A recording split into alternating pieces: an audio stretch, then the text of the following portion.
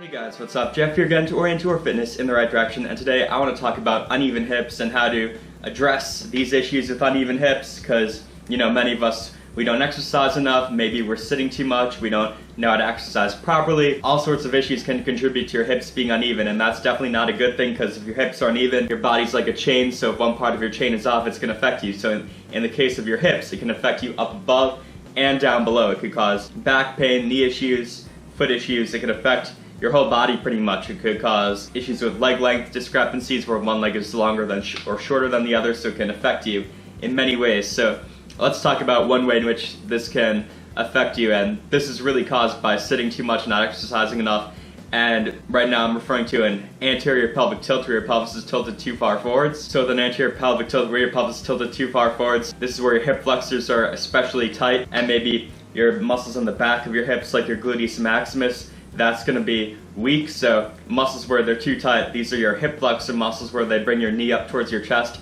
And the strongest muscle that does this is your Iliopsoas. And actually, if your hip flexors are too tight, it's going to pull your pelvis forwards too much. And especially if one side is too tight, let's say one side is way too tight, it can really tilt you forward too much on one side, and that could cause an issue with regards to your leg length, because if one side's being pulled forward too much, that leg is going to be affected compared to the other leg.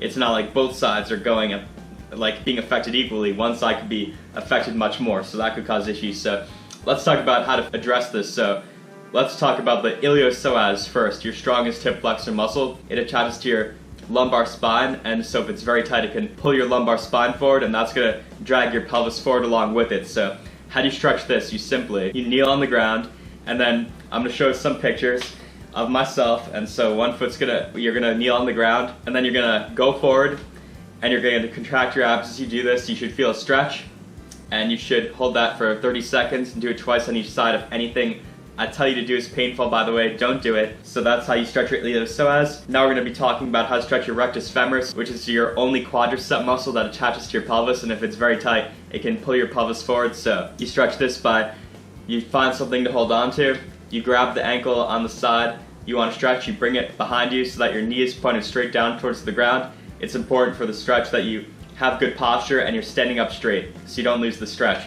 So you hold that for 30 seconds, do it twice on each side. That's going to help to stretch out your rectus femoris. And also with an anterior pelvic tilt, usually muscles in the back like your gluteus maximus and your hamstrings, those are weak because those do a posterior pelvic tilt where they pull your pelvis back more. So if these are stronger, it's going to help to address that forward tilt. So to strengthen your gluteus maximus, you can do exercises like squats, the leg press. Make sure you do all of those with good form. You could do hamstring curls. You could do ball bridges where you have your ankles on the ball and you're lifting yourself up.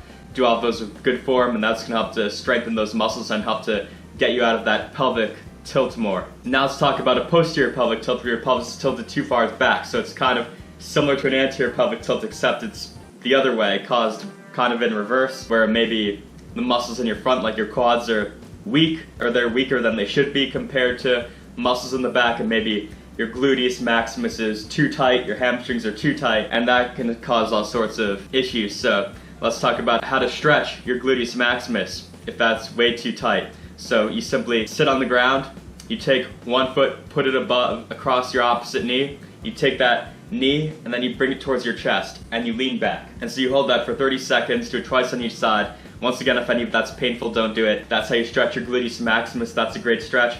And to stretch your hamstrings, you find an elevated platform while you're standing, you put your ankle on it, make sure your whole leg is straight, you're not twisting or anything, and you lean forward, you bend at your hips, make sure you're not bending your spine, and you're going to hold that stretch for 30 seconds, do it twice on each side. That's going to stretch your hamstrings. So now, since those are looser, they're not going to be pulling you back as much into that backwards tilt. And you could also strengthen your quads too.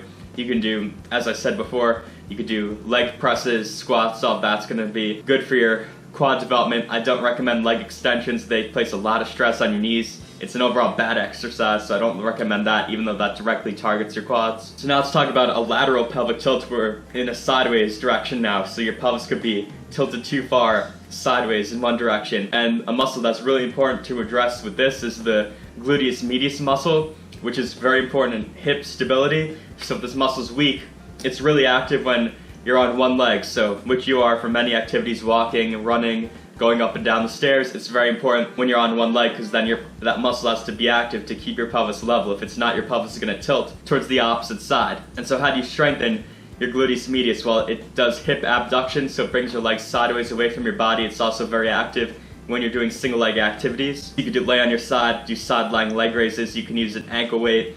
You could do lunges. My favorite exercise of all for this is monster walks, where you place a band above your knee. You could use multiple bands for this actually, that's what I sometimes do, but you could place a band above your knee, then you sidestep back and forth across the room. That's resisted hip abduction. A very good exercise, very effective. You just go back and forth across the room. It's really you're gonna feel the burn on that exercise, believe me. Don't do any of that if it's painful, though. I probably said that multiple times. But anyways, that's gonna strengthen your gluteus medius muscle, help to fix that issue. And here's another thing that can be caused by a weak gluteus medius, because if this muscle's weak, your pelvis is going to tilt towards the opposite side. But what's happening on that side that's lengthening? Another muscle in your hip called the Quadratus lumborum, that muscle is going to have to overfire to bring up that side, so that can get very stiff. And this muscle can get stiff regardless, but there's another muscle where if it's too tight, it can hike up your pelvis too much on that side, and that could cause issues with the lateral tilt. Your pelvic tilt on the side being out of alignment. So how do you stretch your Quadratus lumborum? You simply get on the ground, one leg forward, one leg back, bend your knees 90 degrees. You're going to push your back leg back as you come forward and twist with your other side. And I'll show a picture for that. That's going to help to stretch out your Quadratus lumborum. So hopefully all of that helped you guys out. I gave you things for your pelvis being too far forward, too far back, tilting towards the side, and that could all cause issues. It's been Jeff Once More, orienting your fitness in the right direction. If you like the video, thumb it up, comment, subscribe to my channel, and until next time, I'll talk to you guys later soon.